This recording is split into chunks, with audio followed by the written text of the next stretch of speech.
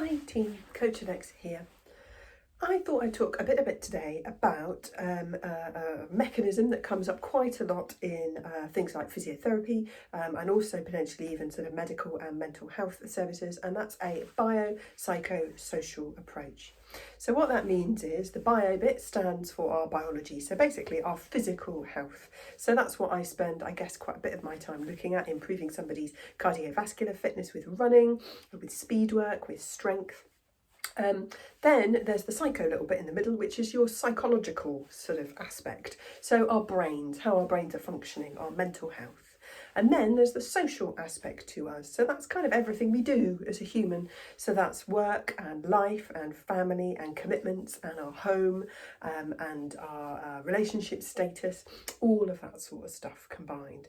And these three big aspects define us more broadly as a human. So even though as a running coach, obviously I'm sort of working a bit more specifically on your physical health and your running, it's always useful to try and get a sense of the psychological aspects and the social aspects that are going alongside it.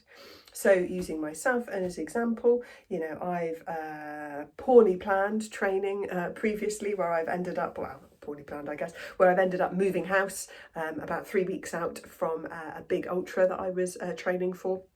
Not two things that are good to try and combine looking back. So, you know, those sorts of stressful times of life, big life events like a move or a new baby or a marriage or wedding celebration, you know, are going to have a bit of an impact on how things go with your training, what your mental health and physical health are going to be like. For example, if you're very, very stressed at work, perhaps your sleep is going to be impacted. Perhaps that's going to have an impact on how quickly you're recovering from your training sessions, how quickly you're adapting to training. So all of these things are really, really interlinked and can form quite a complex picture. An example that's coming over the horizon at the moment that I ask a lot of my runners about in coming weeks is people's plans over Christmas. Because Christmas can be a wonderful time full of joy and lovely food, but for some of us, many of us, it can be a bit of a stressful time, can't it? You know, having to spend time away from home outside of your routine, possibly with some relatives that you don't particularly get on with, who knows? Certainly with maybe a less sort of time to yourself and time to do things that are important to you than there might be usually. So taking that into account with your training is really, really important.